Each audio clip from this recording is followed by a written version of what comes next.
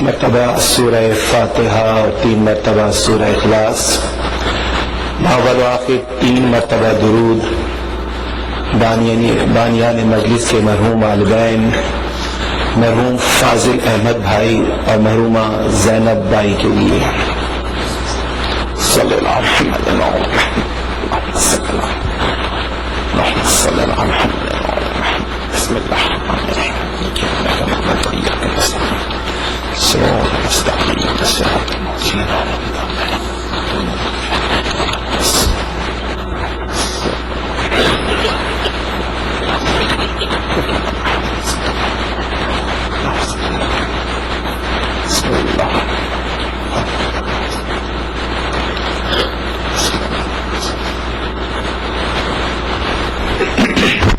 ایک اور سورہ فاتحہ کی خصوصی طور پر درخواست ہے۔ مرحوم عبدالرسول بھائی عرف چھوٹو بھائی، مرحوم حیدر علی قاسم علی شریف، مرحومہ نسیم بانو، مرحومہ شہناز امین، قبلہ و کعبہ مرحوم مولانا محمد نقی صاحب قبلہ مجتہد، قبلہ مرحوم علامہ رشید ترابی، شاعر اہل بیت میر انیس مرحوم، تمام شہدائے ملت جعفریہ، خصوصاً سانحہ عاشور کے تمام شہداء کے لیے، اور ان مومنین و مومنات کی ارواح کے سال ثواب کے لیے جو گزشتہ 1 سال کے دوران ہمارے درمیان سے رخصت ہوئے اور جو پچھلے سال اس فرش عزا پر موجود تھے لیکن داعی اجل کو لبیک کہتے ہوئے تو رب ذوالجلال کی بارگاہ میں اپنی حاضریوں کو پیش کر چکے ہیں، ان کے ارواح کے لیے ایک مرتبہ سورہ فاتحہ۔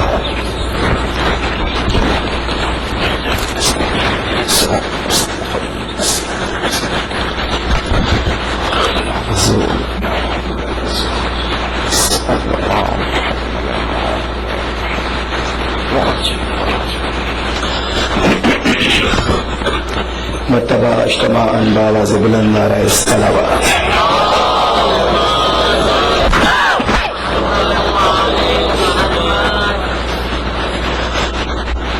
اعوذ باللہ السمیع العلیم من الشیطان اللعین الرجیم، بسم اللہ الرحمن الرحیم، الحمد للہ الملک الحق المبین، والصلاة والسلام وتحیۃ والاکرام علی اشرف الاولین والآخرین،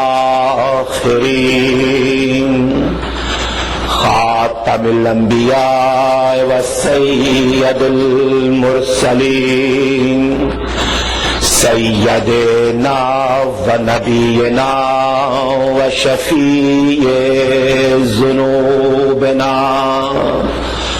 و طبیب نفوسنا و حبیب قلوبنا مولانا ابی القاسم محمد، اللہم صلی اللہ علیہ وسلم وعلی آلہ الطیبین الطاہرین المعصومین المظلومین، اما بعد فقد قال اللہ سبحانہ وتعالی فی محکم کتابہ المجید، وہو اصدق الصادقین وقولہ الحق۔ بسم اللہ الرحمن الرحیم، من عمل صالحا من ذکر او انثی وهو مؤمن فلنحيينه حياة طيبة وَلَنَجْزِيَنَّهُمْ أَجْرَهُمْ بِأَحْسَنِ مَا كَانُوا يَعْمَلُونَ صلوات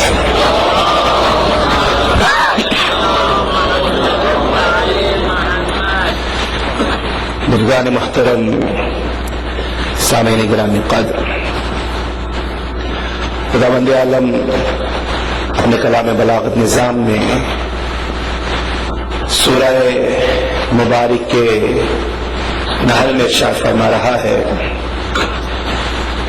صاحبان المفاہم کا مجمع ہے، علماء دین تشریف فرما ہے، اور یقیناً ان کی تشریف آوری، ان کی موجودگی ہمارے لیے باعث تقویت بھی ہے اور باعث فضیلت بھی ہے۔ میرے محترم سننے والے، بفیض مجلس، بفیض منبر قرآن کی حقیقتوں کا علم بخوبی رکھتے ہیں، لیکن تہذیب خطابت ہے، اس کے چند تعارفی جملے سرنامہ کلام کی آیت سے متعلق۔ میرے محترم، سورہ مبارک نحل 14ویں پارے میں کلام مجید کا 16واں سورہ ہے۔ شان نزول کے اعتبار سے سورہ مبارک نحل مکی سورہ ہے، اور اس سورہ مبارکہ میں کل 128 آیات الہیہ اور 16 رکوع ہیں۔ سورہ مبارک نحل کی جس آیہ مبارکہ کی تلاوت کا شرف اللہ محترم ہم سب نے سرنامہ کلام میں حاصل کیا ہے، اس آیہ مبارکہ کا سورہ مبارک نحل میں نشان 97 ہے، 97۔ ارشاد رب العزت ہو رہا ہے، من عمل صالحا، جو بھی اعمال صالحہ بجا لائے، نیک اعمال بجا لائے، اچھے اعمال بجا لائے، من ذکر او انثی، اس کی بارگاہ میں اس کی قید نہیں ہے کہ چاہے وہ مرد ہو یا عورت ہو، اس کی ڈسٹنکشن نہیں ہے، اس کی ڈسکریمنیشن نہیں ہے۔ رب ذوالجلال جینڈر باعث نہیں ہے کہ وہ ایک صنف کے عمل کو قبول کرے اور دوسرے صنف کے عمل کو قبول نہ کرے۔ اس نے آواز دی، من عمل صالحا من ذکر او انثی، چاہے مرد ہو یا عورت ہو، اس کی تفریق نہیں ہے، اس کی شرط نہیں ہے، شرط فقط ایک ہے کہ وہ اعمال صالحہ کو بجا لانے والا فَهُوَ مُؤْمِنٌ، وہ صاحب ایمان بھی ہونا چاہیے۔ یعنی شرط جینڈر کی نہیں ہے، شرط ایمان کی ہے۔ تو اگر اعمال صالحہ، نیک اعمال ایمان کے ساتھ ادا کیے جائیں گے، یعنی محترم میرا رب کریم ایسے مومنین کو جو اعمال صالحہ کو بجا لا رہے ہیں دو خوشخبریاں سنا رہا ہے، دو نوید عطا کر رہا ہے، دو بشارتیں دے رہا ہے۔ ایک بشارت کا تعلق اس دنیا سے ہے اور دوسرے کا تعلق آخرت سے ہے۔ آواز دی کہ جو نیک اعمال کریں گے اور دامن ایمان کو اپنے ہاتھ سے نہیں چھوڑ رہے ہیں، فَلَنُحْيِيَنَّهُ حَيَاةً طَيِّبَةً، تو اب ہم انہیں خوشخبری عطا کر رہے ہیں کہ اس دنیا میں جب تک وہ زندہ رہیں گے ہم انہیں حیات طیب کی بشارت دے رہے ہیں، ہم انہیں پاکیزہ زندگی کی بشارت دے رہے ہیں، طیب و طاہر حیات کی نوید انہیں عطا کر رہے ہیں۔ اور فقط یہی نہیں کہ اس دنیا میں ہم انہیں طیب حیات عطا کر رہے ہیں، پاکیزہ زندگی عطا کر رہے ہیں، بلکہ یہاں سے جب آگے ابدی حیات کی طرف قدم بڑھ رہا ہے۔ بہت توجہ رکھیے گا میرے نوجوان دوستو، جب اصل حیات کی طرف قدم بڑھ رہا ہے، اس لیے کہ یہ دنیا اصل حیات نہیں ہے، دل کا دار الآخرت۔ سورہ مبارک قصص میں آواز تھی کہ یہ آخرت کا دروازہ ہے، آخرت کا گھر ہے، آخرت کی کھیتی ہے۔ نجعلها للذین لا یریدون علوا فی الارض ولا فسادا، اور یہ گھر انہی کے لیے ہے کہ جو اس روئے زمین پر نہ خون ریزی کرتے ہیں نہ فساد کرتے ہیں۔ والعاقبۃ للمتقین، اور آخرت کا بہترین انجام صاحبان تقوی کے لیے ہے، متقین کے لیے ہے۔ تب یہ دنیا دائمی نہیں ہے، یہ دنیا ہمیشہ قائم و باقی رہنے والی نہیں ہے، اس دنیا کو دوام نہیں ہے۔ اس دنیا میں رہتے ہوئے اس ابدی حیات کی فکر کیجئے، اس ابدی دنیا کی فکر کیجئے، اور دنیا نام ہی اس کا ہے کہ یہاں پہ رہتے ہوئے ہر لحظہ، ہر آن، ہر ساعت نگاہ مومن میں یہ فکر رہے کہ آخرت کی تیاری کے لیے بھیجا گیا ہے، دار آخرت کے لیے بھیجا گیا ہے۔ اس طرح سے دنیا میں اپنے وقت کو گزاریے میرے نوجوان دوستوں۔ میرے رب نے آواز دی کہ اس دنیا میں ان صالحین کو، ان مومنین کو ہم حیات طیب کی بشارت دے رہے ہیں۔ اب جب دنیا سے وہ آگے بڑھتے ہیں، وَلَا نَجْزِيَنَّهُمْ أَجْرَهُمْ بِأَحْسَنِ مَا كَانُوا يَعْمَلُونَ، کہ اس دنیا میں رہتے ہوئے جو کچھ بھی وہ کر کے جا رہے ہیں، جو نیک اعمال بجا لا رہے ہیں، آخرت میں ہم ان کا بہترین انجام انہیں عطا کرنے والے ہیں، بہترین صلہ عطا کرنے والے ہیں۔ تب یہ دنیا ایک امتحان گاہ ہے، ایک آزمائش کی جگہ ہے، جہاں پہ ہر لحظہ نگاہ مومن میں یہ خیال رہے تقاضۂ بندگی کیا ہے، شان عبدیت کیا ہے، افتخار بندگی کیا ہے، کہ جب تک اس دنیا میں رہیے ہر لحظہ یہ خیال رہے کہ ایک آزمائش ہے جس سے مسلسل گزرنا ہے۔ سورہ مبارک دہر میں اس نے آواز دی تھی کہ نبتلی ہے، ہم نے اس لیے پیدا کیا ہے انسان کو تاکہ اسے مبتلا امتحان کریں۔ یہ دنیا امتحان گاہ ہے، اور یہاں پر اعمال صالحہ کو بجا لانا ہے، ایمان کے ساتھ نیک اعمال کو بجا لانا ہے۔ اور بس اس آیت کو مسئلہ حل کر دیا۔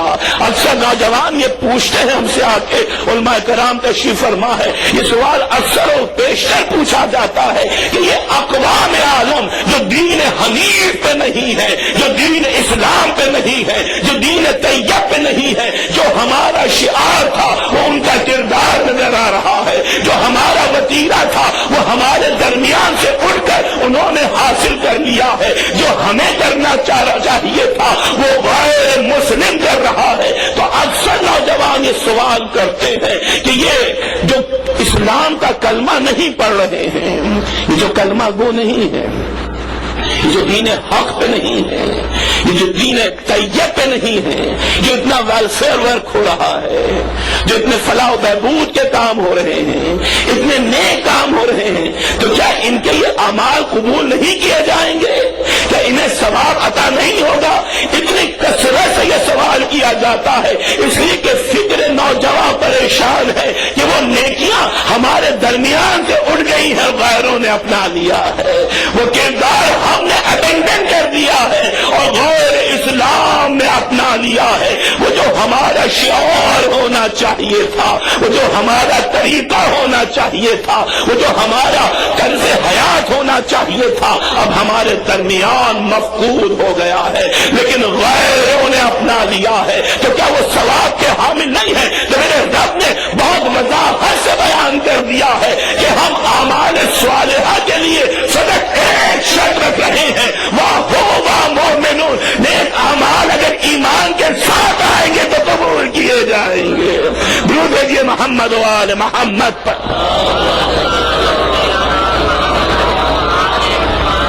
اس ایمان کو سمجھیے میرے نوجوان دوستوں، فقط زبان سے یہ کہہ دینا کہ ہم ایمان لے آئے ہیں، بہت توجہات کا طالب ہوں، گلے کی شکست نہیں ہے، آواز ظاہر مسلسل مجالس ہیں، لیکن جب صاحبان علم و فہم سامنے ہوں اور اعلیٰ ترین سماعتوں کا حوصلہ اور تعاون ساتھ ہو، اور پھر سب سے بڑھ کر جب اس کی بارگاہ میں آ گئے جو مشکل کشا ہے، تو پھر مشکلات نہیں رہا کرتی ہے۔ درود ہے محمد و آل محمد۔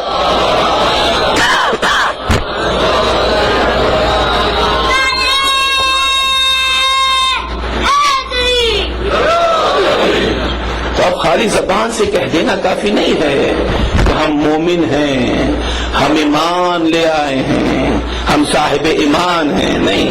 وَمِنَ النَّاسِ مَن يَقُولُ آمَنَّا بِاللَّهِ وَبِالْيَوْمِ الْآخِرِ وَمَا هُمْ بِمُؤْمِنِينَ۔ ابتدائی سورہ مبارک بقرہ، دوسرا سورہ کلام مجید کا 8ویں آیت میں میرا رب یہ کہہ رہا ہے، وَمِنَ النَّاسِ مَن يَقُولُ آمَنَّا بِاللَّهِ وَبِالْيَوْمِ الْآخِرِ۔ کچھ ہیں لوگوں میں ایسے جو کہتے ہیں کہ ہم اللہ پر بھی ایمان لائے ہیں اور روز آخر پہ بھی ایمان لائے ہیں، وما ہم بمؤمنین، لیکن رسول حقیقت میں یہ صاحب ایمان نہیں ہے، یہ حقیقت میں صاحب ایمان نہیں ہے۔ اور رسول تم انہیں کتنا بھی سمجھا لو، کتنا بھی ہدایت دے لو، کتنا ہی ڈرا لو، انذرتہم ام لم تنذرہم لا یؤمنون۔ چھٹی آیت سورہ مبارک بقرہ کی، اے رسول آپ انہیں ڈرائیں یا نہ ڈرائیں، یہ ایمان لا ہی نہیں سکتے۔ تو ایمان اتنے آسانی سے حاصل نہیں ہو جاتا۔ دنیا پہچانے اور میرے نوجوان دوست اس نقطے کو سمجھے کہ منزل ایمان کیا ہے، ایمان کا تعلق ان چیزوں سے ہے۔ ایمان کسے کہتے ہیں، تعریف ایمان کیا ہے؟ اس لیے کہ اگر ہم نے ایمان کو نہیں سمجھا تو ہمارا عمل منتشر ہو جائے گا۔ اگر ہم نے ایمان کی جستجو نہ کی تو کتنی ہی نیکی آپ کر لیجئے، لیکن نیکیوں کا کوئی نتیجہ مرتب نہیں ہوگا۔ اس لیے وہی عمل صالح قبول ہوگا جو ایمان کے ساتھ ادا کیا جا رہا ہے۔ تب ایمان کیا ہے، زبان سے کہہ دینا کافی نہیں ہے۔ سورہ مبارک حجرات 49 سورہ کا نشان، 13 آیت کا نشان، ارشاد رب العزت ہو رہا ہے، قالت الاعراب آمنا۔ اے رسول، یہ عرب یہ کہتے ہیں کہ ہم ایمان لے آئے ہیں۔ نہیں، ایمان ایسے نہیں ہو جاتا کہ آپ زبان سے کہیے کہ ہم ایمان لے آئے ہیں اور ایمان مل گیا۔ قالت الاعراب آمنا، اے رسول عرب یہ کہتے ہیں کہ ہم ایمان لے آئے۔ درود بھیجیے محمد و آل محمد۔ اصل صاحب آگے تشریف لائے قبلہ، مرتبہ اور بلند آواز سے درود بھیجے محمد و آل محمد۔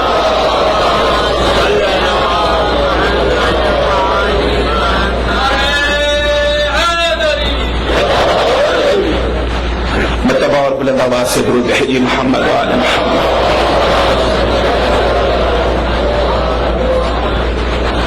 آگے تشریف لائے، علماء دین کی سامنے موجودگی ہمارے لیے حوصلے کا باعث ہوا کرتی ہے۔ درود بھیجے محمد و آل محمد۔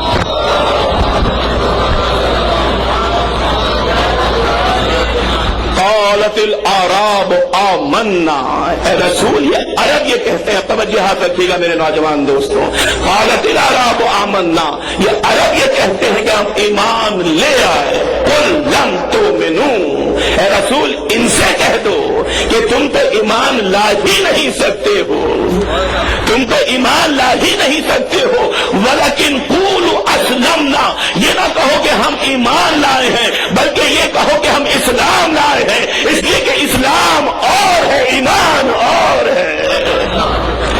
بلکہ یہ کہو کہ ہم اسلام لائے ہیں۔ وَلَمَّا يَدْخُلِ الْإِيمَانُ فِي قُلُوبِكُمْ، اور ایمان تو تمہارے دلوں میں داخل ہو ہی نہیں سکتا ہے۔ تو قرآن نے بتلا دیا کہ اسلام اور ہے، ایمان اور ہے۔ اسلام کا تعلق زبان سے ہو سکتا ہے لیکن ایمان کا تعلق زبان سے نہیں، دل سے ہوا کرتا ہے، دل سے ہوا کرتا ہے۔ تب ایمان کی جستجو ہے کہ عمل قبول ہو جائے، تمنا ایمان ہے تاکہ عمل کو جہت مل جائے، عمل کو نتیجہ عطا ہو جائے۔ تو آئیے دیکھیے کہ شرائط ایمان کیا ہے، اس لیے کہ جب تک شرائط ایمان کو نہ سمجھیے گا حصول ایمان ممکن نہیں ہو سکتا۔ بہت ذمہ داری کے ساتھ گفتگو کر رہا ہوں اور حوصلہ ہے کہ علماء حق موجود ہیں، ان کی تائید کے ساتھ ہماری گفتگو آگے بڑھ رہی ہے۔ شرائط ایمان کیا ہیں، ان شرائط کو پہچانیے میرے نوجوان دوستوں، اس لیے کہ جب تک یہ شرائط سمجھ میں نہیں آئیں گی ہم منزل ایمان تک نہیں پہنچ سکتے ہیں، منزل ایمان کو حاصل نہیں کر سکتے ہیں۔ تین شرائط ہیں ایمان کی، تین شرائط ایمان کی جو قرآن نے بتلائی ہیں۔ سورہ مبارک النساء، چوتھا سورہ کلام مجید کا 65ویں آیت میں پکارا، 65 آیت کا فلا وربک لا یؤمنون۔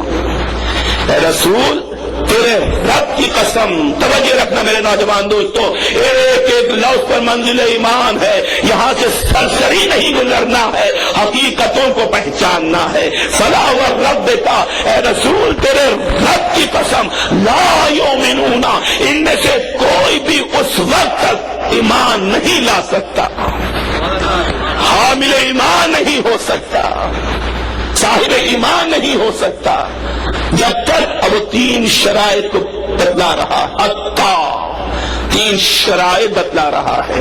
توجہ فرمائے آپ نے کہ اہمیت ایمان کیا ہے، اسٹارٹ کیا ہے آیت کا، آغاز آیت کیا ہے، فلا وربک، اے رسول تیرے رب کی قسم۔ یہ کون رب کہہ رہا ہے؟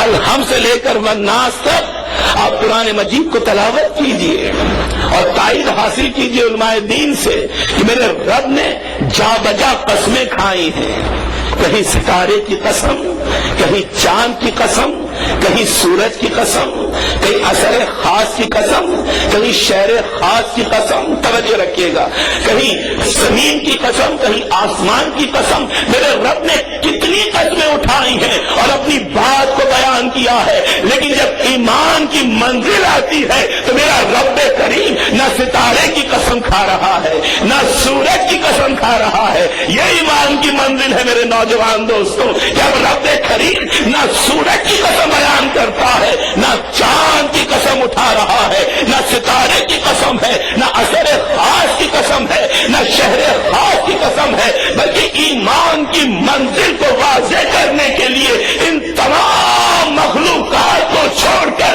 رب ذوالجلال نے جو قسم اٹھائی ہے، فلا وربک، رسول تیرے رب کی قسم، اے رسول تیرے رب کی قسم۔ اب رب کی بلندی کو سمجھو اور ایمان کی اہمیت کو جانو۔ This is what the message is، کہ رب کی بلندی کو سمجھو اور ایمان کی اہمیت کو جانو۔ فلا وربک لا یؤمنون، حتی، اب شرائط ایمان شروع ہو رہی ہے، حتی یحکموک فیما شجر بینہم۔ پہلی شرط ایمان یہ ہے اے رسول جب تک یہ اپنے اختلافات میں تجھے فیصلہ کرنے والا تسلیم نہ کر لیں، ان کا ایمان مکمل نہیں ہوتا۔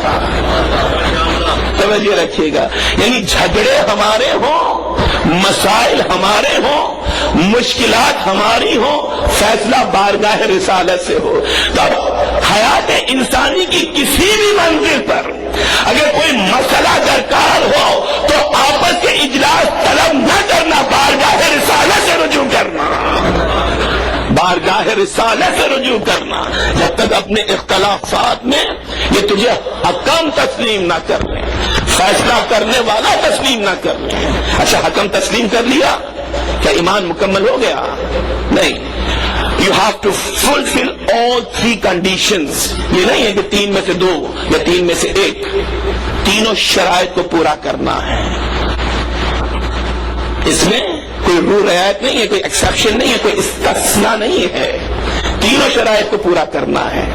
پہلی شرط کہ تجھے حکم تسلیم کریں، تجھے فیصلہ کرنے والا تسلیم کریں، اور دوسری شرط ایمان یہ ہے کہ رسول جب تو فیصلہ کر دے ثم لا یجدوا فی انفسہم حرجا مما قضیت، اے رسول جو فیصلہ تو کر دے اس فیصلے سے متعلق ان کے دلوں میں وسوسہ نہیں آنا چاہیے، ان کے دلوں میں شک نہیں آنا چاہیے، شبہ نہیں آنا چاہیے۔ یہ نہیں کہ تیری بارگاہ میں ہو، تیرے فیصلے ہو، تیرا کلام ہو، تیری گفتگو ہو تو یہ سر کو دھنتے رہے اور کہتے رہے بلا یا رسول اللہ، بلا یا رسول اللہ، لیکن جب تیری محفل سے اٹھ کر جائے تو آپس ایک دوسرے سے پوچھے کہ یہ رسول بول کیا رہا تھا۔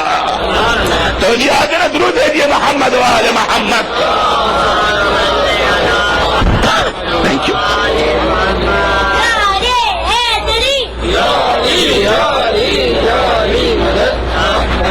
ایک دوسرے سے پوچھے کہ یہ رسول بول کیا رہا تھا، نہیں ایسا نہیں ہونا چاہیے۔ ان کے دلوں میں کوئی وسوسہ نہ آئے، کوئی دغدغہ نہ آئے، کوئی شک، کوئی شبہ، کوئی doubt, not for a single moment of life۔ پوری حیات میں آن واحد کے لیے بھی، لمحے واحد کے لیے بھی، ساعت واحد کے لیے بھی ان کے دل میں وسوسہ نہیں آنا چاہیے رسالت سے متعلق، کلام رسالت سے متعلق، فیصلہ رسول سے متعلق۔ یہ دوسری شرط ایمان ہے۔ پہلی پوری کی حکم مانا، دوسری پوری کی شک سے شبہ سے دور رہے۔ کیا ایمان مکمل ہو گیا؟ کہا نہیں، ایمان ابھی بھی مکمل نہیں ہوا۔ تیسری شرط ایمان کیا ہے کہ جب تجھے حکم تسلیم کر لے اور ان کے دل میں وسوسہ بھی نہ آئے تو اے رسول تجھے ماننے کی شان یہ ہونی چاہیے وَيُسَلِّمُوا تَسْلِيمًا، کہ جو کچھ بھی تو کہے اپنے سر تسلیم کو خم کرتے چلے جائیں تو ان کا ایمان مکمل ہو جائے گا۔ اب رب نے کوئی رعایت نہیں دی، بہت توجہ رکھنا نوجوان دوستوں، کوئی استثناء نہیں دیا ہے، کوئی ایکسپشن نہیں دیا ہے۔ جب بھی رسول کچھ بولے سر تسلیم کو خم کرو، اس لیے کہ خم نہ ہوا، تسلیم کی منزل پر نہ پہنچے تو تمہارا ایمان باقی نہ رہے گا۔ اگر رسول حیات کی کسی منزل پر یہ کہے کہ لاؤ اور کچھ لکھ دو اور نہ دیا تو ایمان باقی نہ رہے گا۔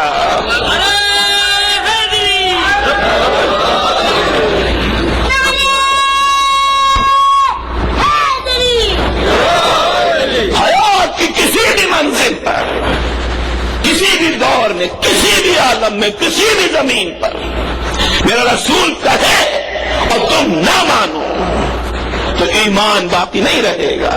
اس لیے کہ اس آواز رسالت کو سمجھو، اس پیغام رسالت کو سمجھو۔ سورہ مبارک انفال 8واں سورہ کلام مجید کا 24ویں آیت میں آواز دی، یا ایھا الذین آمنوا استجیبوا للہ وللرسول اذا دعاکم لما یحییکم، اے صاحبان ایمان جب بھی اللہ اور اس کا رسول پکارے کسی ایسی شے کے لیے جو تمہیں زندہ کر دینے والی ہو تو فوراً لبیک کہنا اور دوڑ کر حاضر ہو جانا۔ تو آیت نے بتلا دیا کہ چل پھر رہے تھے لیکن زندہ نہیں تھے، سن بھی رہے تھے لیکن زندہ نہیں تھے، لبیک کہنا بول بھی رہے تھے لیکن زندہ نہیں تھے۔ جب آواز رسالت اور توحید پر ہم لبیک کہہ دیں گے ہمیں زندگی عطا ہو جائے گی، ہمیں حیات عطا ہو جائے گی۔ اب مجھے بہت حوصلہ ہے، بہت حوصلہ ہے بزرگان دین سے، علماء دین سے، اس لیے میں اس منزل کو بیان کر رہا ہوں اور بہت آسان ہو جائے گی گفتگو مفائد علماء حق اپنے نوجوان دوستوں کے لیے۔ آیت پہ آپ نے غور فرمایا، یا ایھا الذین آمنوا استجیبوا للہ وللرسول، کتنی ذوات مقدسہ ہیں؟ میرا سوال ہے اور یہ انٹریکشن ہے and I have to have the answer۔ کتنی ذوات مقدسہ ہیں؟ 2، اللہ اور اس کا رسول۔ اذا دعاکم، صیغہ کیا ہے؟ مولانا قبلہ تشریف فرما ہے، صیغہ کیا ہے؟ واحد کا ہے۔ اردو میں 2 صیغے، واحد اور جمع، انگلش میں سنگولر اینڈ پیورل، عربی میں واحد تسنیہ جمع، واحد 1 کے لیے، تسنیہ 2 کے لیے، جمع 2 سے زیادہ کے لیے۔ تو گرامر کے حساب سے، لغت کے حساب سے زبان کی نزاکتوں کے حساب سے جب ذوات مقدسہ دو ہیں تو صیغہ کون سا آنا چاہیے تھا؟ واحد کا ایبسولوٹلی ناٹ، جمع کا ڈیفینیٹلی ناٹ. دو ذوات مقدسہ ہیں تو صیغہ تسنیہ کا آنا چاہیے تھا. اذا دعاکم ہے، ہونا کیا چاہیے تھا؟ اذا دعواکم، جب بھی اللہ اور اس کا رسول پکاریں. نہیں پکارے نہیں کہا، جب بھی اللہ اور اس کا رسول پکارے. ذوات مقدسہ دو رکھی، صیغہ واحد کا رکھا. بہت توجہ رکھنا میرے نوجوان دوستو، یہاں سے رسالت سمجھ میں آئے گی، ایمان پہ رسالت سمجھ میں آئے گا. ذوات مقدسہ دو رکھی، صیغہ واحد کا رکھا. یعنی میرا رب یہ بتلانا چاہ رہا ہے دنیا کو اور امت کو، یہ پیغام دینا چاہ رہا ہے کہ دو ذوات مقدسہ کے ساتھ واحد کا صیغہ استعمال کر کے ہم کلمہ گویوں کو یہ بتلانا چاہ رہے ہیں کہ جب بھی اللہ بلانا چاہے گا آواز میرا رسول ہی دے گا. جب بھی اللہ بلانا چاہے گا آواز میرا رسول ہی دے گا. تو فوراً لبیک کہنا اب استثناء نہیں ہے، اس لیے کہ اگر اس آواز رسالت پر تم نے لبیک نہیں کہا تو یہ انکار آواز رسالت ہی نہ ہوگا، انکار آواز توحید بھی ہو جائے گا. انکار آواز توحید بھی ہو جائے گا. جب بھی پکارے، جہاں بھی پکارے، جس دور میں پکارے، جس زمانے میں پکارے، مکے میں پکارے، مدینے میں پکارے، سفر میں پکارے، ہجر میں پکارے، بد میں پکارے، رد میں پکارے، منبر سے پکارے، محراب عبادت سے پکارے، عالم صحت میں پکارے، عالم بیماری میں پکارے، حالت عام میں پکارے، میدان جنگ سے پکارے، فوراً درود ہے کہ محمد و آل محمد صلی اللہ محمد و آل محمد عجل فرجہ.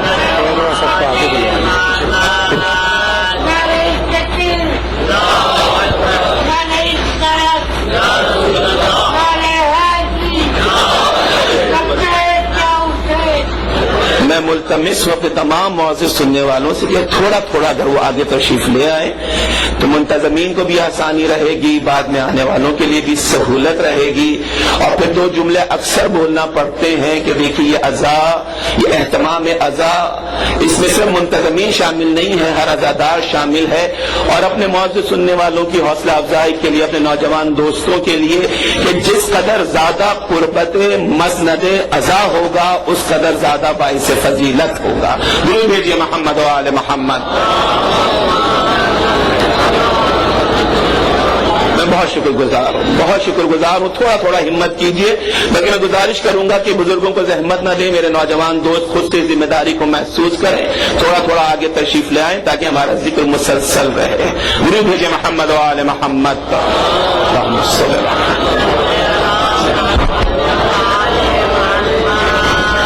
تو یہ ایمان کی منزل ہے جو رسول ہے.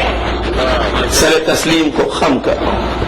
سورہ مبارک کے حشر 59 سورہ کا نشان، 7 آیت کا نشان. وما آتاکم الرسول فخذوہ وما نہاکم عنہ فانتہوا. جو میرا رسول دے وہ لے لو اور جس سے روکے اس سے منع ہو جاؤ. یہ شان رسالت ہے، یہ اتباع رسالت ہے، یہ تعظیم رسالت ہے. اور ہمارا ایمان مشروط ہے تعظیم رسالت سے.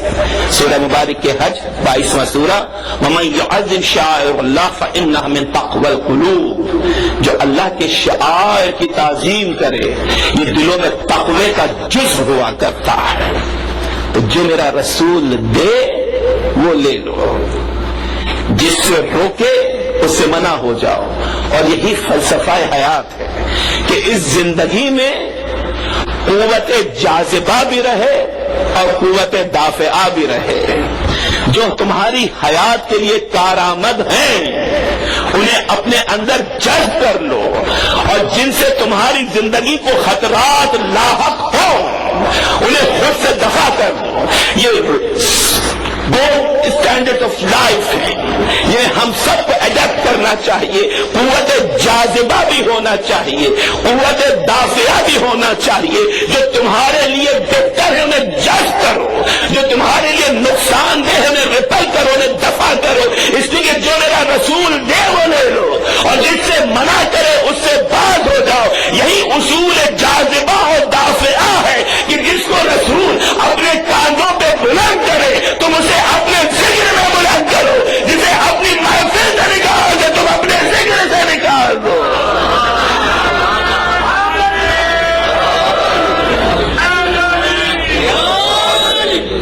یہ قوت دافعہ جاذبہ ہر لمحہ ہماری حیات سے منسلک رہے، اٹیچ رہے، کہیں ہٹنے نہ پائے، بس صراط رسول پہ نظروں کو گاڑ دیجیے۔ سورہ مبارک یوسف نے آواز دی تھی، 12واں سورہ، قل ھذہ سبیلی ادعو الی اللہ، اے رسول کہہ دو یہ سبیل میرا راستہ ہے، یہی صراط ہے، میرا طریقہ ہے، ادعو الی اللہ، جس پہ میں اللہ کی طرف بلانے والا ہوں، علی بصیرۃ انا ومن اتبعنی، اور اس کا رسول اکیلا نہیں ہے بلکہ فرما رہا ہے رب الجلال رسول سے کہ رسول کہہ دو اس راستے پہ پوری بصیرت کے ساتھ یا میں ہوں یا وہ ہے جس نے میرا اتباع کیا ہے، جس نے میرا اتباع کیا۔ پہچانو میرے نوجوان دوستوں کہ زندگی میں ضرورت کس چیز کی ہے، ریکوائرمنٹ کس چیز کی ہماری زندگی کے لیے، یہ دافعہ اور جاذبہ، یہ law of absorption and law of repulsion کبھی نگاہ کے سامنے سے ہٹنے نہ پائے، تب تو زندگی کامیاب ہے۔ سورہ مبارک بقر دوسرا سورہ 153 153 آیت کا نشان۔ پریشانیاں نہیں ہیں مومن کی زندگی میں، پریشانیاں آتی بھی ہیں تو اس کے درجات کو بلند کرنے کے لیے آتی ہیں، اور یہی آزمائش ہے، یہی امتحان ہے۔ 153ویں آیت میں آواز دی، یا ایھا الذین آمنوا استعینوا بالصبر والصلاۃ، اے صاحبان ایمان جب کوئی مشکل وقت آئے، صاحبان ایمان کے لیے گفتگو ہے، شرائط ایمان آپ نے پوری کر دی اور منزل ایمان ہے، اور ہر آن ہر لحظہ ہر منزل پر رب آپ کو گائیڈ کر رہا ہے، رہنمائی کر رہا ہے۔ رب ذوالجلال پوری زندگی کے لیے ایک چارٹر آف لائف عطا کر رہا ہے، ایک مینیفیسٹو عطا کر رہا ہے کہ کس طرح سے زندگی کو گزارو۔ یا ایھا الذین آمنوا استعینوا بالصبر والصلاۃ، اے لوگو، اے صاحبان ایمان، صبر سے اور نماز سے مدد کو طلب کرو۔ زندگی میں جب بھی مشکل آئے صبر کے دامن کو نہ چھوڑیے گا، صبر کے دامن کو تھام کے رکھیے گا، نماز کو نہ چھوڑیے گا۔ دو ٹولز بتائے، دو ہتھیار، دو اوزار، دو ڈھالیں مصیبت کے مواقعوں پر، مشکل حیات پر، دو ڈھالیں ہیں جس سے آپ لائف کو پروٹیکٹ کر سکتے ہیں، پرزرو کر سکتے ہیں۔ صیانت ذات کی منزل ہے، پرزرویشن آف لائف کی منزل ہے۔ مدد مانگو صبر سے اور صلاح سے، لیکن عجیب منزل ہے میرے نوجوان دوستوں۔ دو ہتھیار بتلائے، ایک صبر اور دوسری نماز۔ صبر کیا ہے؟ صبر کیا ہے؟ صبر ایک جبلت ہے، ایک جذبہ ہے، اور بہت پریسائز، بہت کمپریہنسو ڈیفینیشن اگر آپ صبر کی، پیشنس کی مرتب کریں گے تو تعریف کیا ہے کہ اس دنیا میں رہتے ہوئے سب سے سخت مشکل اور ناگواری اگر آپ کو زیادہ حق سے نہ ہٹا سکے تو یہ صبر ہے۔ بہت ہی مختصر ترین تعریف کہ اگر مصیبتیں، مشکلات، مصائب آپ کو زیادہ حق سے نہیں ہٹا رہے ہیں، راہ حق سے نہیں ہٹا رہے ہیں، بستر حق سے نہیں ہٹا رہے ہیں تو یہ صبر ہے۔ اور نماز کیا ہے؟ واجب عبادت۔ بہت جسارت کر رہا ہوں علماء کے سامنے، لیکن دیکھیے دو چیزوں سے مدد طلب کرنے کے لیے کہا، اور اب تفاسیر موجود ہیں، روایتیں موجود ہیں جہاں پہ صبر کو بھی بتایا گیا کہ کون ہے، صلات کو بھی بتایا گیا کہ کون ہے، لیکن ظاہر ہے وہ میری اس وقت کی گفتگو نہیں ہے کہ صبر سے مراد کون ہے، صلات سے مراد کون ہے، اس وقت کی گفتگو نہیں ہے. لیکن اس نقطے پہ غور رکھنا میرے نوجوان دوستوں، مدد طلب کرو صبر سے اور صلات سے. نماز واجب تھی بعد میں رکھی، صبر کو پہلے رکھا. مصلحت کیا ہے رب ذوالجلال کی؟ بتلانا کیا چاہتا ہے کہ واجب عبادت کو دوسرے نمبر پہ رکھا ترتیب سے، اور صبر کو نماز سے پہلے رکھا. صبر کیا ہے کہ سخت سے سخت مشکل مصیبت آپ کو زیادہ حق سے نہ ہٹائے، صبر ہے. روک رہا ہوں ابھی یہاں پر. اور صبر کی اقسام کیا ہیں بتلاؤں گا وہ، لیکن پہلے سمجھ لیں میرے نوجوان دوست کہ صبر کی اقسام کیا ہیں. صبر علی المتروک و صبر علی المحبوب. یہ پیغام ہے، یہ میسج ہے جو آج کی اس منزل سے دینا ہے. صبر علی المتروک و صبر علی المحبوب. صبر علی المتروک کیا ہے کہ کوئی نتیجہ، کوئی شخص، کوئی شے، کوئی چیز جو ہمیں پسند نہیں تھی، لیکن رب کی رضا سے اگر وہ ہمارا مقدر بن جائے تو ناپسندیدہ کے ملنے پہ صبر کیجیے. یہ صبر علی المتروک ہے. صبر علی المحبوب کیا ہے؟ کوئی شخص، کوئی چیز، کوئی شے، کوئی نتیجہ جو ہمیں محبوب تھا لیکن خدا کی رضا نہ تھی اور وہ ہمیں نہ مل سکا، تو محبوب شخص، شے یا چیز کے نہ ملنے پہ صبر کیجئے. صبر علی المحبوب. صبر علی المتروک کہ ناپسندیدہ مل جائے تو رضا رب سمجھ کے صبر کیجئے. اور صبر علی المحبوب کیا ہے کہ اگر پسندیدہ نہ ملے تو اس کے نہ ملنے پر رضا رب کو سمجھتے ہوئے صبر کیجئے. یہ صبر کی دو کیفیتیں ہیں، دو صورتیں. میں آؤں گا یا ایھا الذین آمنوا استعینوا بالصبر والصلاۃ، لیکن سمجھو میرے نوجوان دوستوں کہ ایمان کے لیے صبر کی اہمیت کیا ہے. میرا چھٹا امام یہ فرماتا ہے، امام جعفر صادق یہ فرماتے ہیں کہ صبر کا ایمان سے وہی تعلق ہے جو سر کا جسم سے ہوا کرتا ہے. جس طرح سے سر کے بغیر جسم بیکار ہے، اسی طرح سے صبر کے بغیر ایمان بیکار ہے. تو ایمان کی منزل پہ صبر کو سمجھنا ہے. صبر علی المتروک و صبر علی المحبوب. گھبرا جاتے ہیں ہم جب راہ حیات میں ہمارے قدم آگے بڑھ رہے ہوتے ہیں. کوئی مشکل آئی ہم گھبرا گئے، کوئی پریشانی آئی ہم گھبرا گئے، کوئی مصیبت آئی ہم گھبرا گئے، کوئی امتحان آیا ہم گھبرا گئے، کسی آزمائش سے دو چار ہونا پڑا ہم گھبرا گئے. نہیں، گھبرانا نہیں ہے. اگر صبر کا دامن تھاما ہوا ہے تو پھر حیات مومن میں پریشانی نہیں ہے، گھبراہٹ نہیں ہے. آج اللہ دستغائب نے اپنی کتاب میں لکھا، اور اسماعی کے حوالے سے تاریخ کی مشہور شخصیت ہے، ظاہر مجھے تعارف نہیں دینا ہے اسماعی کا، لیکن علامہ دستغائب لکھتے ہیں کہ اسماعی ایک سفر پہ جا رہے تھے، ایک بیابان سے گزر ہوا، بہت مختصر کر کے تاکہ میرے نوجوان دوستوں کو صبر سمجھ میں آ سکے. ایک مقام سے گزر رہے تھے، ریگستان تھا، لپدق صحرا تھا. گزرتے ہوئے پیاس لگی، پانی کی طلب ہوئی، دور ایک خیمہ نظر آیا.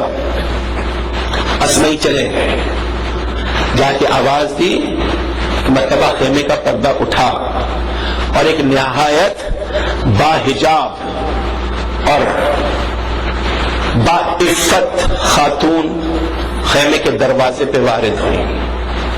اسماعی نے اپنی کیفیت کو بیان کیا کہ مجھے پانی کی طلب ہے. طریقہ مہمانداری کو پورا کرتے ہوئے اور میزبانی کے فرائض کو ادا کرتے ہوئے وہ خاتون انہیں اندر لے گئی. خیمے میں ایک جگہ پہ بٹھایا، کہ شخص میرے پاس اس وقت خیمے میں پانی نہیں ہے، جتنا پانی میرے پاس ہے اس پہ میرا تصرف نہیں ہے، میرے شوہر کا تصرف ہے اور اس سے پوچھے بغیر میں اس میں اسراف نہیں کر سکتی. ہاں میرا شوہر جاتے ہوئے مجھے کچھ دودھ دے گیا تھا پینے کے لیے جو میرے تصرف میں ہے, اگر تو چاہے تو وہ دودھ میں تجھے پیش کر سکتی ہوں. بس انہوں نے دودھ پیا, پیاز کو بجھایا. وہ لکھتے ہیں کہ ایک مرتبہ میں نے دیکھا کہ خیمے کا پردہ اٹھا اور ایک نہایت ہی بد شکل شخص خیمے میں داخل ہوا, اور جیسے ہی وہ بد شکل شخص خیمے میں داخل ہوا میری نگاہوں نے عجیب منظر دیکھا. میری بہنیں, میری بیٹیاں یقیناً سن رہی ہوں گی. میں نے عجیب منظر دیکھا کہ جیسے ہی وہ بشکل شخص بیٹھا ہے, یہ نہایت خوبصورت باحیا باعفت باحجاب خاتون ایک مرتبہ بجلی کی تیزی کے ساتھ اٹھی اور جا کر شخص کی خدمت کرنا شروع کر دی. اپنی چادر سے اس کے چہرے کا پسینہ صاف کرنے لگی, اس کی خدمت کرنے لگی. وہ مسلسل انہیں برا بھلا کہتا رہا اور یہ مسلسل مسکرا کے اس کی خدمت کا حق ادا کرتی رہی. آج نہیں لکھتے کہ میں سمجھ گیا کہ یہ بدشکل شخص اس خوبصورت خاتون کا شوہر ہے. ان کی گفتگو سے مجھے اندازہ ہو گیا. پھر تو میری حیرت کی اور انتہا نہ رہی. جب میں اس خیمے سے رخصت ہونے لگا تو مجھے ان خاتون کے نزدیک سے گزرنے کا موقع ملا. میں نے موقع کو مناسب جانا اور موقع سے فائدہ اٹھاتے اس خاتون سے پوچھا کہ خاتون آپ با حیا ہیں, با عفت ہے, با حجاب ہے, رب ذوالجلال نے آپ کو حسن کی دولت سے نوازا ہے, آپ کا شوہر نہایت بد شکل ہے, تو اس طرح سے اس شکل و صورت کے ساتھ آپ اپنی شوہر کے ساتھ کس طرح سے گزارا کر رہے ہیں؟ صبرون علی المتروک و صبرون علی المحبوب, کس طرح سے گزارا کر رہے ہیں؟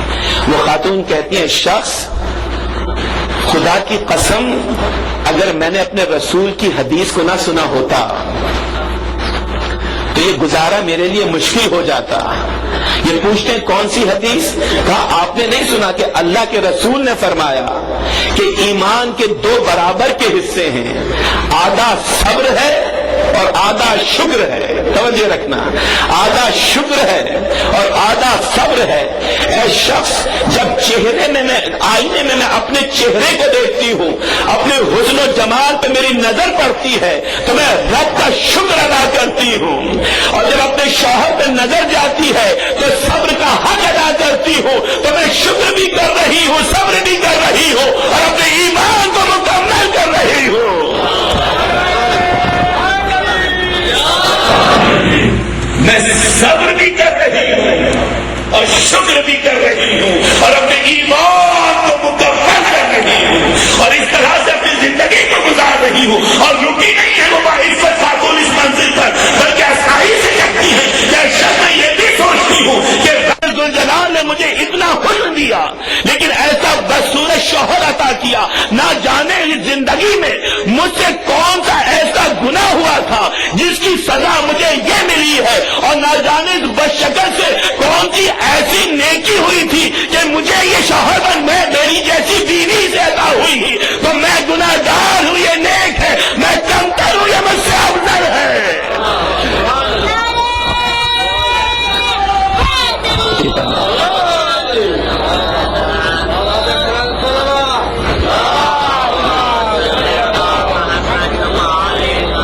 میں خوش شکل سہی لیکن بدصورت شوہر میری قسمت میں لکھا گیا. تو اس کی نیکی کون سی تھی کہ یہ اجر عطا ہو رہا ہے, اور میرا گناہ کون سا تھا کہ یہ سزا مل رہی ہے. تو میں جتنی خوش شکل سہی لیکن عمل میں اس سے کم ہوں, رتبے میں اس سے کم ہوں, اور یہ کتنا بد شکل سہی رتبے میں مجھ سے زیادہ ہے. تو ناپسندیدہ ملا لیکن صبر علی المطلوب, ناپسندیدہ کے ملنے پہ صبر ہو رہا ہے.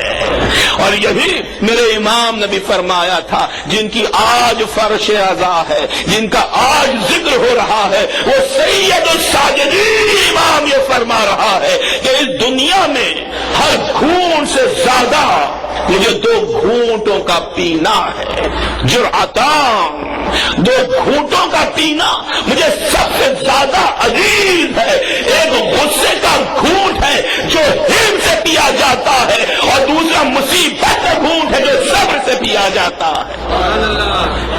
غصے کا گھونٹ ہے جو حلم سے پیا جاتا ہے، اور دوسرا مصیبت کا گھونٹ ہے جو صبر سے پیا جاتا ہے۔ تو تکمیل ایمان کے لیے دو شرائط، شکر کا حق ادا کرتے رہیے اور دامن صبر کو تھام کے چلیے۔ اسی لیے اس نے آواز دی، یا ایھا الذین آمنوا استعینوا بالصبر والصلاۃ۔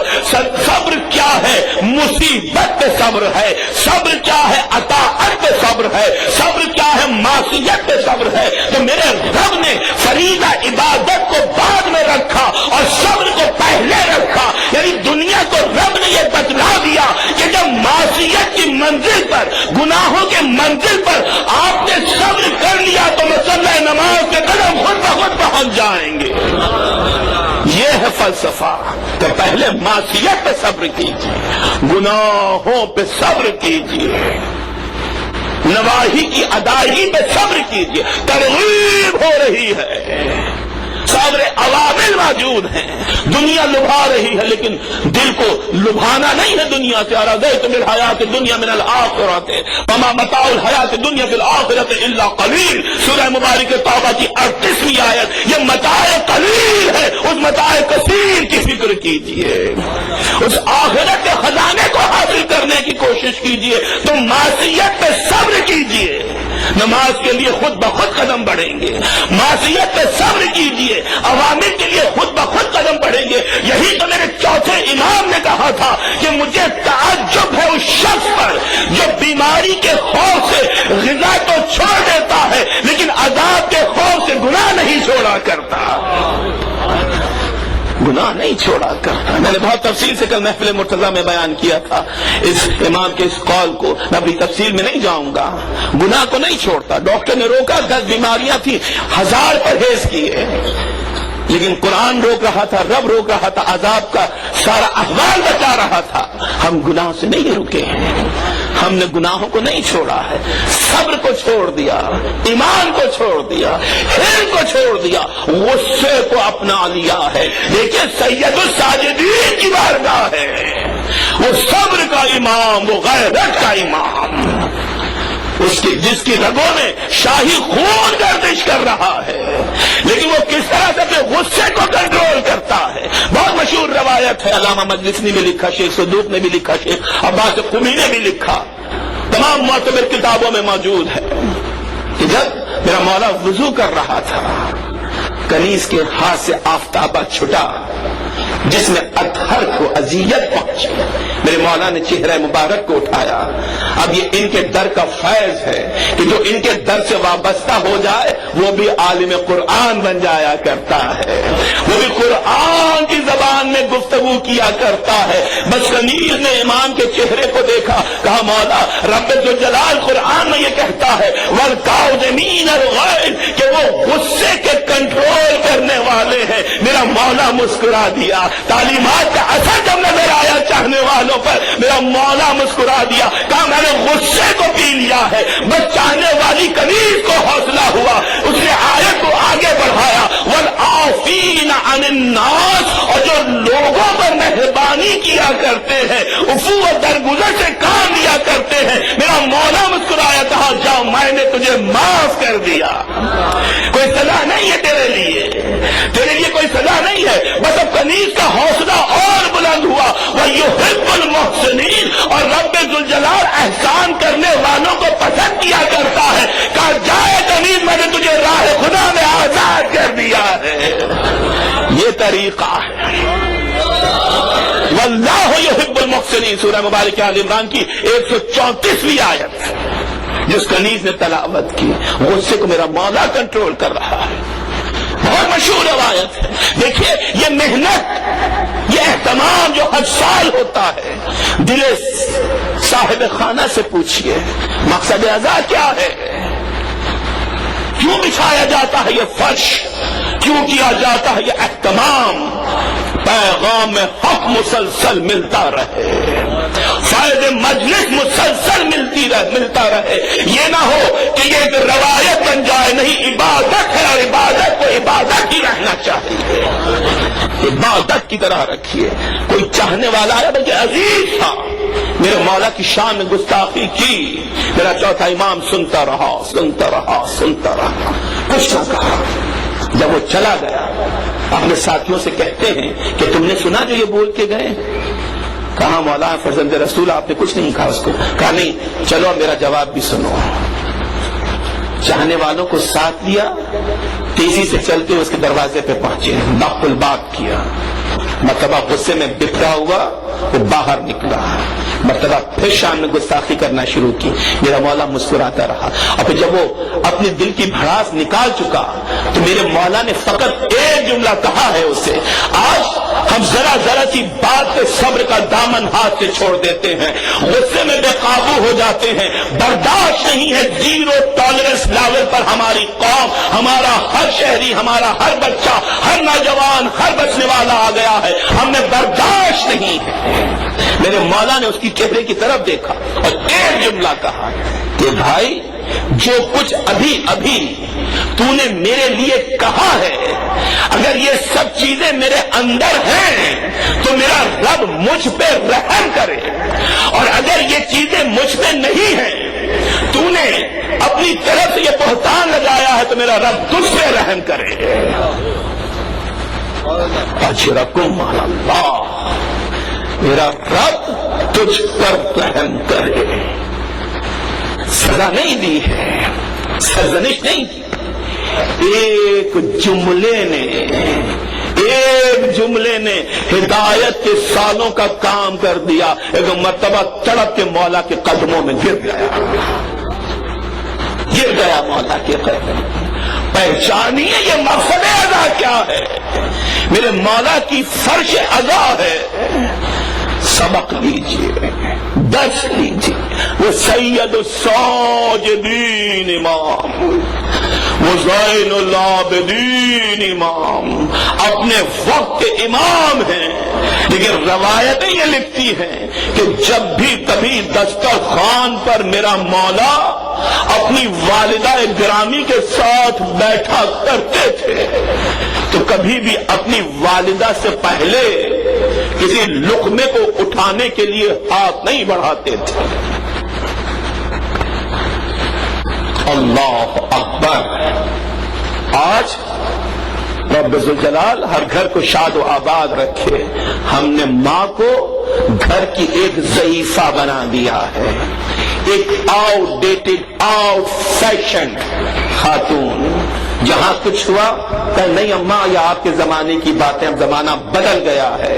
ایک جملہ میں اکثر کہتا ہوں کہ زمانے بدل جاتے ہیں, نہ ماں بدلتی ہے نہ ماں کی محبت بدلا کرتی ہے. ماں نہیں بدلتی. دیکھیے کتنا کام کر رہے ہیں رضا بھائی. خداوند عالم ان کی توفیقات ایمانی میں اضافہ فرمائے. ان کی کتاب پہ آپ نظر ڈالیے, ہر کچھ صفحات کے بعد آپ کو ایک التجا ملے گی. فاضل احمد بھائی کے لیے سورہ فاتحہ, زینب بھائی کے لیے سورہ فاتحہ. یہ کیا ہے؟ یہ فریضہ ہے اولاد کا کہ جب ماں باپ رخصت ہو جائیں تو ان کے لیے مسلسل صدقہ جاریہ ہے. مسلسل. میرا مولا کبھی لقمہ نہیں اٹھاتا تھا, اور جب کسی چاہنے والے نے کہا کہ آپ تو وقت کے امام ہیں, آپ تو امام زمانہ ہیں مولا, آپ کے تردد کیوں کرتے ہیں؟ والدہ گرامی کے احترام میں آپ نوالہ نہیں اٹھاتے ہیں. تو میرا مولا یہ فرماتا تھا کہ مجھے ہر وقت کے خوف کا حق رہتا ہے کہ کہیں ایسا نہ ہو کہ میں دسترخوان پر اس لقمے کو اٹھانے کے لیے ہاتھ بڑھا لوں جس لقمے کو میری والدہ بھی اٹھانا چاہتی ہو. تو اگر اپنی ماں سے پہلے اس لقمے کو میں نے اٹھا لیا تو ماں کی محبت کا حق ادا نہیں کیا. ماں کی محبت کا حق ادا نہیں کیا. ہم کیا سبق لے رہے ہیں؟ ہم 2 دن سے گریہ کر رہے ہیں, سید الساجدین کا ماتم کر رہے ہیں, لیکن ہم نے سوچا کہ سیرت زین-ال-عابدین کیا ہے, نماز الہی میں کس قدر غرق انہماک کے ساتھ پڑھ رہے ہیں. گھر جل رہا تھا, نیت نماز کو نہیں توڑا, اسباب جل رہا تھا, سید الساجدین نے مصلی نماز کو نہیں چھوڑا. اور جب بعد میں کسی نے پوچھا کہ مولا کس بات نے آپ کو اس آگ سے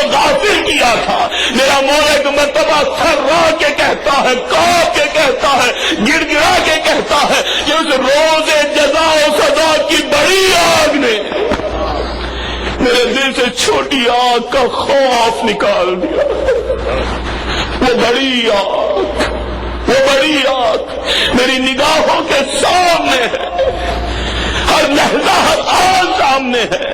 میں کل عرض کر رہا تھا محفل مرتضیٰ میں، اور مجھے وہ سب کچھ دہرانا نہیں ہے، لیکن امام کی دعاؤں کو آپ دیکھیے، بندگی کے طریقے نظر آتے ہیں، عبدیت کی شان نظر آتی ہے.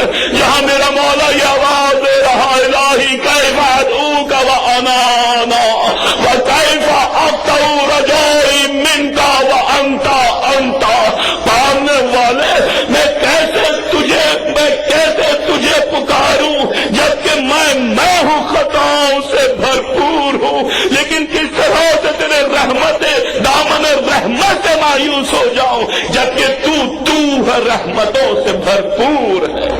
رب ذوالجلال میں تیرا فقیر ہوں، تیرا مسکین ہوں. فقیر و قد فنائک، مسکین و قد فنائک. میں تیرے صحن رحمت میں کھڑا ہو کر تیرے در پہ دستک دے رہا ہوں. تیرا مسکین تجھے بلا رہا ہے، تیرا غریب تجھے بلا رہا ہے. دنیا کا کوئی سہارا کام نہیں آتا، ہر کوئی ساتھ چھوڑ جاتا ہے. کسی دروازے کو بھی کھٹکھٹائیے، یا تو کھلے گا، نہیں کھلے گا تو بند ہو جائے گا.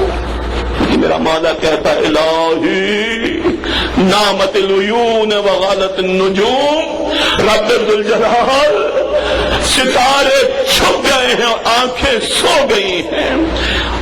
انت المالک الحی القیوم، لیکن رب ذوالجلال تو مالک ہے، حی ہے، قائم رہنے والا ہے. ابھی میرا مولا ملبوس کعبہ کو تھامے ہوئے ہے، گر گڑا کے کہتا ہے پالنے والے، دنیا کے بادشاہوں نے اپنے دروازوں کو بند کر دیا ہے، میں کس سے مانگوں، کس سے طلب کروں، کس کے سامنے سوال کروں. دنیا کے بادشاہوں نے اپنے دروازوں کو بند کر لیا ہے، اور فقط یہی نہیں کہ دروازوں کو بند کر لیا ہے بلکہ دروازوں پہ پہرے دار بھی بٹھا دیے ہیں. لیکن میرے رب باب کا مفتوح للسائلین، تیرا دروازہ مانگنے والوں کے لیے کھلا ہے. پالنے والے مجھ پر رحم فرما. اسألک برحمتک، میں تیری رحمت کی طرف سے کرتا ہوں، تمنا کرتا ہوں، مجھ میں رحم فرما. میں تیرے نوجوان دوستوں یہ میسج ہے آج کی منزل سے، اور میں زحمت سماعت نہیں دوں گا. میسج دے کیا ہے، ٹھیک ہوں، میسج کیا ہے؟ میرے مولا کا مختصر سا جملہ، شاید میں نے خمسہ مجالس میں ابھی یسب امام بارگاہ میں بیان کیا ہو، لیکن اگر ریپیٹیشن بھی ہو رہا ہے تو یہ عین دستور ادا ہوگا آج کی نسبت سے. دعائے مکارم الاخلاق میں میرے مولا کی بہت بڑی دعا ہے. ایک چھوٹا سا جملہ جس میں ہر طلب موجود ہے. میرا مولا کہتا ہے بارگاہ رب العزت میں کھڑا ہو کر، پالنے والے مجھے استعمال کر لے اس کام کے لیے جس کام کے لیے تو نے مجھے پیدا کیا ہے. بس یہ دعا، یہ پیغام، مجھے the message of the day. پالنے والے اللہم استعملنی، پالنے والے مجھے استعمال کر لے اس کام کے لیے جس کے لیے تو نے مجھے پیدا کیا ہے. رب کریم، نہیں معلوم میری عافیت کہاں پر ہے، میرے لیے رحمت کہاں پر ہے. اگر تیری ذات میری رہنمائی کرے گی تو بھی میری حیات میں خسارہ نہیں ہے، کوئی نقصان نہیں ہے. کچھ موڑ دے، مجھے لے جا، مجھے لے چل میرے مالک اس منزل تک جہاں تو مجھے لے کر جانا چاہتا ہے. رب ذوالجلال میں تجھ سے کبھی دعا نہ مانگتا، لیکن تو نے حکم دیا ہے کہ دعا کرو استجب لکم، میں ہی تمہاری دعاؤں کو قبول کرنے والا ہوں، اس لیے دعا مانگو. اجرکم اللہ. عزاداران امام، میں نے آپ کو بہت زحمت سماعت دی، لیکن دیکھیے شاید یہ جملے رسمی ہو کہ خدا بند عالم آپ کو کوئی دکھ نہ دے سوائے غم حسین کے. کوئی غم نہ دے سوائے غم اہل بیت کے۔ اور رسمی کیوں کہا میں نے اپنی طرف سے؟ اس لیے کہ تمہید مصائب پر عزاداروں کو دعا دینے والا ایک ذاکر کون ہو سکتا ہے؟ ان عزاداروں کو تو دکھیاری ماں دعائیں دے رہی ہے، وہ دکھیاری ماں جس کے کلیجے پہ 72 داغ ہے، اور ان داغوں کا مرہم عزاداران امام کے آنسو ہے۔ اجرکم اللہ۔ آج ذرا دستور کو بھی بدلنا ہے۔ 25 محرم کا دن رخصت ہو رہا ہے نا، 26 کی شب آ چکی ہے، لیکن عزاداران امام 2 مہینہ دن جب بھی آپ فرش عزا پہ جائیں، بیمار بیٹے کو باپ کا پرسہ دیتے ہیں نا، صرف 2 دن ایسے رکھیے کہ بابا کی بارگاہ میں آواز دیجیے، آئیے مولا سید سجاد کا پرسہ لیجیے، بیمار بیٹے کا پرسہ لیجیے۔ اجرکم اللہ۔ شام غریباں رخصت ہو گئی، 11 محرم کا دن آیا۔ مسلسل یہ گفتگو 2 دن سے آپ سن رہے ہیں۔ خدا آپ کے گھروں کو شاد و آباد رکھے، کوئی گھر یوں نہ اجڑے جیسے سید عالم کا گھر اجڑ گیا۔ لیکن عزاداران امام دستور دنیا ہے نا کہ خدا نہ کرے کسی کا باپ مر جائے تو اس کے بڑے بیٹے کی دستار بندی کی جاتی ہے۔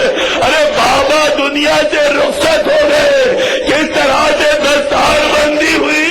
ہاتھوں میں ہتھکڑیاں، پاؤں میں بیڑیاں، گلے میں خاتون، کربلا سے کوفہ اور کوفے سے شام تک کا پاپیادہ سفر، اور غیرت کا میرا امام مہار ناقہ تھامے ہوئے تھا۔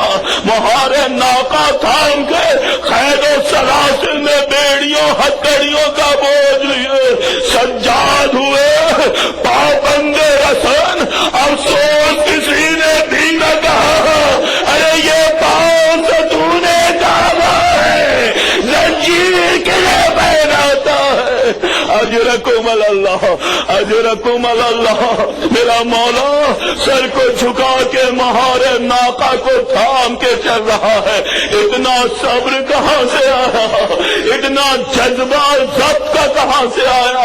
اس امام کو جانتے ہیں نا، کچھ روایتیں یہ کہتی ہیں کہ جب میرا مولا چھوٹا سا تھا تو مولا متقیان کا حکم گھر میں یہ تھا کہ جب علی ابن الحسین گھر میں ہو تو کسی بچی کے بھی سر سے ردا نہیں ہٹنی چاہیے، اس کی رگوں میں شاہی خون ہے، کہیں جوش نہ جا جائے۔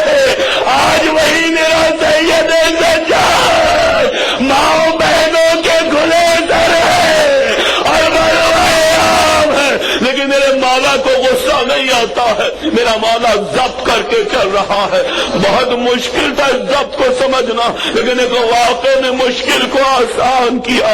دربار ابن زیاد میں لٹا ہوا قافلہ پہنچا، 12 گلے تھے اور ایک رسن تھی۔ جس رسن میں بیویوں کے گلے تھے اسی رسن میں شہزادی سکینہ کا بھی ننھا سا گلا تھا۔ بیویاں اپنے سروں کو جھکا کے رکھتی تاکہ بچی سکون سے کھڑی رہ جائے، لیکن روایتیں لکھتی ہے بے دھیانی میں جب بھی کسی بیوی کا سر بلند ہوتا یتیم حسین کے گلے کو بندہ رکھتا، شہزادی چلاتے کبھی کربلا کی طرف دیکھتی، کبھی نجف کی طرف دیکھتی، بابا آئیے مشکل کشا آئیے۔ اجرکم اللہ، اجرکم اللہ۔ بس عزاداران امام ایک مرتبہ ابن زیاد کے سامنے یہ قافلہ موجود تھا، لٹے ہوئے قاضی موجود تھے۔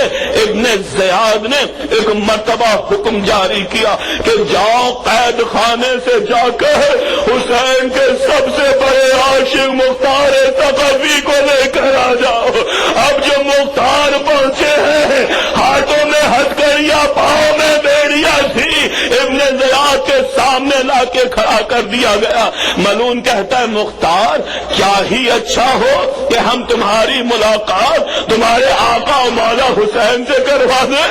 مختار کو جلالا گیا، کہا بدبخت اپنی زبان کو لگام دے، میرا مولا ایک شرابی کے دربار میں آ جائے، میرا مولا تیرے سامنے آ جائے، بس اتنا مختار کا کہنا تھا۔ ایک مرتبہ ابن زیاد نے تخت کے نیچے سے تشت طلا کو نکالا، تشت کے اوپر سے خوان کو ہٹایا۔ اب جو مختار نے غور سے دیکھنا شروع کیا، خون آلود چہرے کو دیکھا، کٹی ہوئی ابروؤں کو دیکھا، ملعون نے سر حسین کے لیے گستاخی کرنا شروع کی۔ ایک مرتبہ مختار طرف گئے، یا علی مدد کہا، پہلے ناروں سے ہاتھ چھڑایا۔ ایک مرتبہ آگے بڑھے، راوی کہتا ہے کہ آگے بڑھنا تھا، پیچھے سے کسی بیمار کا مختار کے شانے پہ آ گیا، کہا مختار صبر کرو بھائی، مختار غصہ نہ دکھانا، مختار کیا تو نہیں جانتا میرے ساتھ ماں بہنیں ہیں، میرے ساتھ بوبی اماں ہے، بس اتنا سننا تھا۔ مختار پوچھتے آپ کون ہے؟ کہا میں علی ابن الحسین اجرکم اللہ۔ حضرت امام فقط دو جملے، آپ گریہ کر رہے ہیں، آپ کا مصاحبہ ہو رہا ہے، انا علی ابن الحسین، بس اتنا سننا تھا۔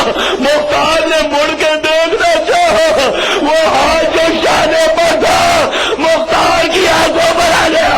مختار پیچھے نہ دیکھنا، سالیہ زہرا میرے نام ہے، میری ماں بہنے سروں پہ چادر نہیں۔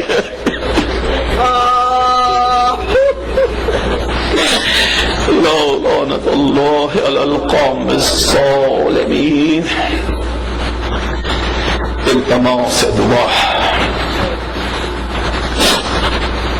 اللهم صل على محمد وآل محمد، اللهم صل على محمد وآل محمد، اللهم صل على محمد وآل محمد وعجل فرجهم۔ بسم اللہ الرحمن الرحیم۔ سيجعل الله بعد عسر يسرا، ما شاء الله لا قوة إلا بالله، حسبنا الله ونعم الوكيل وأفوض أمري إلى الله، إن الله بصير بالعباد، لا إله إلا أنت سبحانك إني كنت من الظالمين۔ رب ذوالجلال ہماری اس قلیل سی عبادت کو مقبول فرما، بانی مجلس کی توفیقات ایمانی میں اضافہ فرما۔ رب ذوالجلال جس گھر میں فرش عذاب بچھے اس گھر سے بلائیں دور ہو جائیں، بیماریاں دور ہو جائیں، خطا کار کی خطائیں معاف ہو جائیں، رزق و روزی میں برکت عطا ہو۔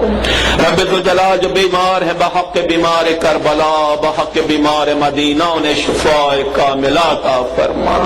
رب ذوالجلال ہمیں یہ توفیق عطا فرما کہ جب تک اس دنیا میں رہیں محمد و آل محمد کے نام کے ساتھ زندہ رہیں، اور جب اس دنیا سے رخصت ہو تو ہمارے لبوں پہ محمد و آل محمد کا نام ہو۔ ذکر معصوم کو بلند فرما، اپنی حجت کا قائم آل محمد کا جل ظہور فرما۔ اللہم صلی علی محمد و آل محمد، اللہم صلی علی محمد و آل محمد، اللہم صلی علی محمد و آل محمد وعجل فرجهم۔ ربنا تقبل منا انك انت السميع العليم وتب علينا انك انت التواب الرحيم۔ ایک سورہ فاتحہ مرحوم فاضل احمد بھائی اور مرحومہ زینب بھائی کے لیے، اس کے ساتھ ساتھ مرحوم عبدالرسول بھائی، مرحوم حیدر علی قاسم علی شریف، مرحومہ نسیم بانو، مرحومہ شہناز امین، مرحوم مولانا محمد نقی مجتہد، مولانا رشید ترابی صاحب قبلہ، شاعر اہل بیت میرانیس، تمام مومنین و مومنات جنہوں نے بقائے عزاداری کے لیے اپنی جانوں کا نذرانہ پیش کیا ہے۔ صلی اللہ علیہ وسلم، بسم اللہ۔